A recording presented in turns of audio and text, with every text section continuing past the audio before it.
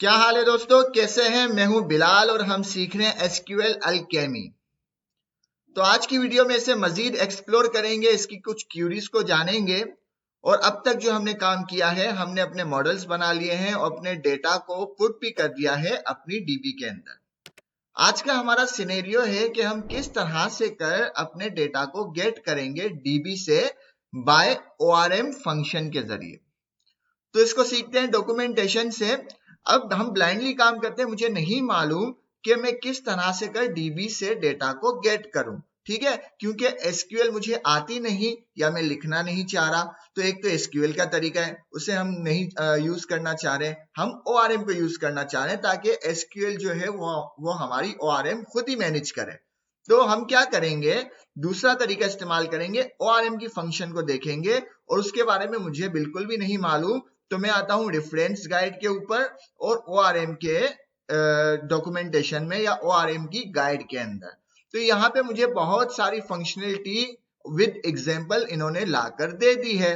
तो मैं क्या करूंगा, मैं तलाश करूंगा कि भाई कोई सिलेक्ट वाला ऑप्शन या गेट वाला ऑप्शन मुझे नजर आ जाए। तो यहाँ पे देखो, सिंपल सिलेक्ट के नाम से एक हेडिंग है, इसके ऊपर लिंक के ऊपर मैं क्लिक करता हूं तो इन्होंने मुझे ये एग्जांपल लाके दे दी कि आप जो है इस तरह से डीबी से बहुत ही आसानी से डेटा को गेट कर सकते हैं। तो क्या करना है, हम इसको कॉपी करते हैं, कोड को भी समझते हैं और देखते हैं।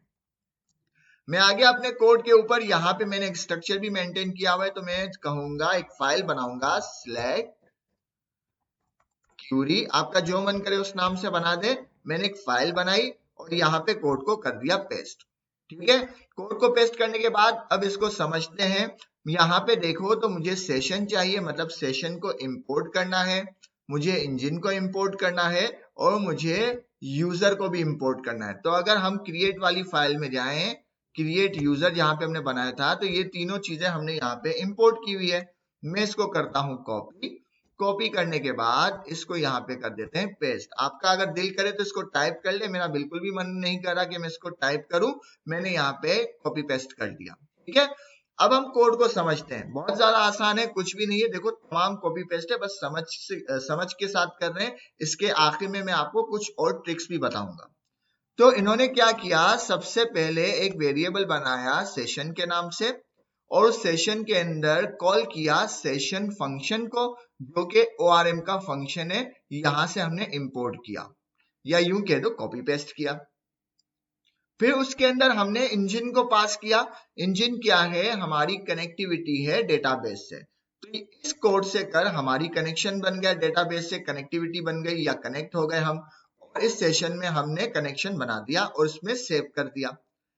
नेक्स्ट लाइन में हमने क्या किया, एक और वेरिएबल बनाया stmt के नाम से, जिसकी फुल फॉर्म है स्टेटमेंट।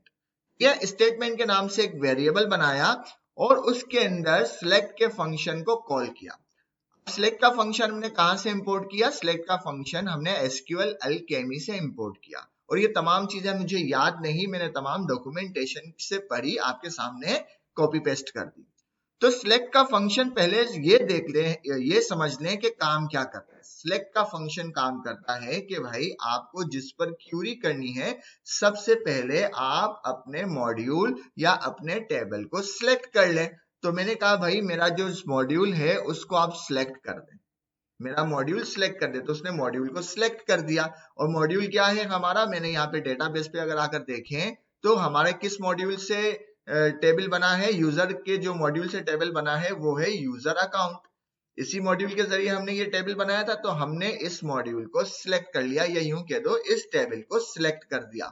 तो यहां तक बात आ गई कि हमने इस टेबल को सिलेक्ट कर दिया और इस टेबल के अंदर हमारे पास कौन कौन से कॉलम है, आईडी, नेम और फुल नेम। ये तीन कॉलम हमारे पास हैं इस मॉडल के अंदर या इस टेबल के अंदर। तो हम दोबारा कोड के अंदर आते हैं। सिलेक्ट फंक्शन के जरिए हमने अपने मॉडल को सिलेक्ट किया और फिर डॉट वेयर में हमें कॉलम पास करना होता है इस टेबल का। भाई किस कॉलम को सिलेक्ट करना चाह रहे हैं या किस कॉलम के अंदर तलाश करना चाह रहे हैं या किस कॉलम के अंदर क्यूरी को लगाना चाह रहे हैं। डॉट वेयर का फंक्शन क्या काम करता है, या डॉट वेयर के फंक्शन के अंदर हमें अपने टेबल का कॉलम पास करना होता है। तो हमने कहा आप जो हमारा मॉडल है यूजर का, इसके नेम कॉलम के अंदर आ जाए। यूजर के नेम कॉलम के अंदर आ जाए। तो यहाँ पर जो ये कोड है इस नेम कॉलम के अंदर आ गया, ठीक है। इस नेम कॉलम के अंदर आने के बाद हमने कहा डॉट इन। डॉट इन का मतलब एक डॉट इन का एक फंक्शन है, नाम से जाहिर है इसके अंदर, इनके मतलब इसके अंदर, मतलब इसके अंदर तलाश करो। क्या तलाश करो? ये जो डेटा मैंने दिया है आपको इसे तलाश करो, ठीक है। क्वेरी समझ गए? एक बार दोबारा स्पीड से कहते हैं। सिलेक्ट के जरिए हमने अपने मॉडल को सिलेक्ट किया, और इस मॉडल को सिलेक्ट करने के बाद डॉट वेयर के फंक्शन के जरिए हमने अपने कॉलम को सिलेक्ट किया, और उस कॉलम के अंदर हमने एक और फंक्शन कॉल किया, इनका फंक्शन कॉल किया, जिसके अंदर हमने कहा कि इसमें तलाश करो। क्या तलाश करो भाई? इन नामों को तलाश करो, ठीक है। इन नामों को तलाश करो। तो हमारे सिनेरियो में कौन कौन से नाम है? रतन और गुलजारी। गुलजारी, आप चाहे एक नाम लिखे, आप चाहे दो नाम लिखे, आप चाहे तीन नाम लिखे, जितनी आप इनको नाम देंगे उन तमाम नामों को ये तलाश करेगा, और तलाश करने के बाद इस स्टेटमेंट के अंदर या इस वेरिएबल के अंदर उसको सेव कर देगा, ठीक है। तो हमने इस स्टेटमेंट में एक क्वेरी बना दी।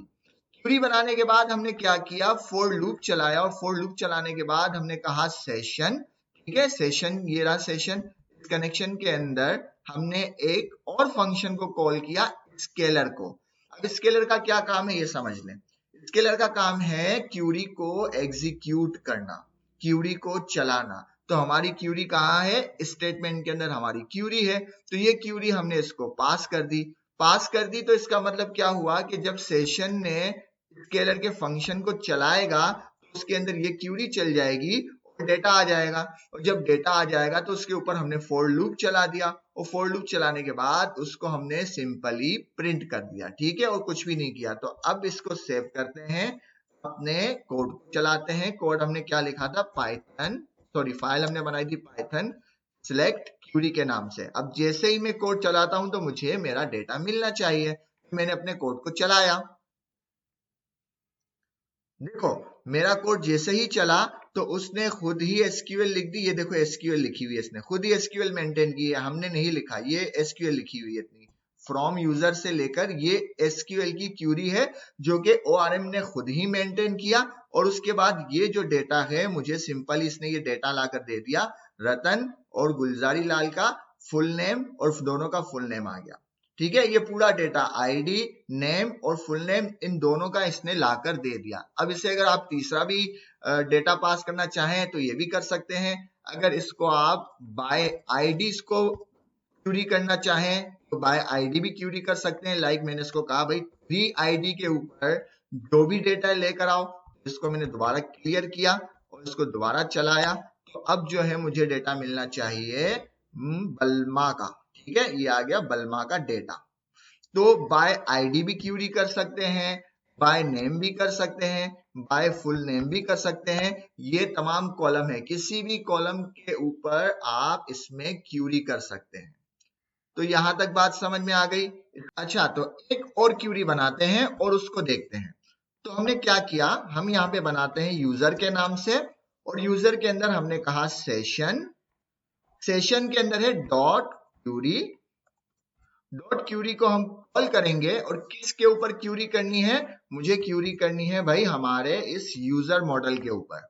और इसे मैं कहता हूं कि भाई इसके अंदर जितना भी डेटा है वो लेकर आ जाओ, ठीक है।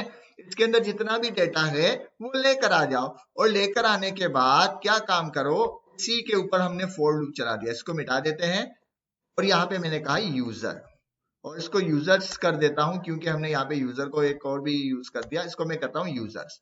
यहाँ पे मैं इसको क्या क्यूरी कर रहा हूँ? मैं कह रहा हूँ कि भाई ये जो डेटा है सेशन को, मैंने सेशन के अंदर क्यूरी के फंक्शन को कॉल किया, वहां अपने मॉडल को सिलेक्ट किया, और मैंने कहा कि इसके अंदर जितना भी डेटा है, ऑल का मतलब जितना भी डेटा है उसको लेकर आ जाओ, उसके ऊपर फॉर लूप चलाकर उसको प्रिंट कर दिया। तो इसको अगर हम चलाएं तो इसको मैं CLS करता हूं और कोड को चलाते हैं और देखते हैं क्या होता है। वाओ, देखो हमारे इस टेबल में जितना भी डेटा था वो हमें विजिबल हो गया। कितना ज्यादा इजी था।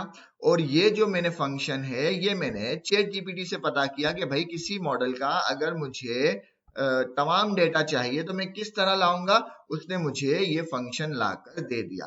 तो बहुत सारे तरीके हैं, डॉक्यूमेंटेशन में कोई चीज आपको नहीं मिल रही, आज के दौर में चैट जीपीटी और बार्ड जो है, जेमिनाई अच्छे दोस्त हैं हमारे, असिस्टेंट हैं हमारे, तो उनको भी हम यूज कर सकते हैं। तो यहाँ तक बात हो गई टेबल को सिलेक्ट करना, क्यूरी करना, इसकी डॉक्यूमेंटेशन के ऊपर दोबारा से आते हैं और देखते हैं। यहाँ पे हमने सब चीजें देख ली, इसको हम और स्क्रॉल डाउन करें कि भाई कुछ और चीजें हमें नजर आ जाए, तो इसको जरा सा हम देख सकते हैं, selecting ORL in title and queries के अंदर हमें कुछ और चीजें भी मिल जाएगी। अगर हम एक्सप्लोर करना चाहें तो यहाँ पे हमें कुछ और फंक्शनलिटी भी नजर आएगी, जिसके अंदर इक्वल, रो, ये वो सब तमाम चीजें हमें मिलेगी, लेकिन बहुत सारी होती है ना। अब या तो आप उसे रीड करें, बहुत सारी चीजें देखो, रीड करें किस तरह से पैरामीटर और सिलेक्ट की चीजों को हम यूज कर सकते हैं। ठीक है, यहाँ पे देखो ये चीजों को यूज करेंगे, सिलेक्ट को सिर्फ यूज कर सकते हैं, ये तमाम चीजें यहाँ पे पूरी बहुत बड़ी लिस्ट है इन्होंने दी हुई है। या तो आप इसको इस तरह से रीड कर लें वन बाय वन, या चैट जीपीटी कर ले, मैं चैट जीपीटी कर लेता हूं, और अगर आपको रीड करना है तो बहुत ज्यादा अच्छी बात है। इस तरह से हम मुख्तलिफ तरीके से सिलेक्ट जो है क्यूरी को हम रन कर सकते हैं, उसे अप्लाई कर सकते हैं। और अगर आपको सिलेक्ट की क्यूरी नहीं पता तो आप चैट जीपीटी कर सकते हैं, जेमिनाई को यूज कर सकते हैं, गूगल के ऊपर चीट शीट को सर्च कर सकते हैं। बहुत सारे तरीके हैं, डिपेंड करता है आपके ऊपर कि आपकी सर्चिंग पावर कितनी अच्छी है। तो किसी भी तरीके से आप सर्च करके अपनी क्यूरीज को पूरी कर सकते हैं। ये बेसिक जो थी मैंने आपको बता दी। तो उम्मीद है आपको वीडियो पसंद आई होगी, पसंद आए तो लाइक करें, शेयर करें, सब्सक्राइब करें। मिलते हैं नेक्स्ट वीडियो में। अल्लाह हाफिज।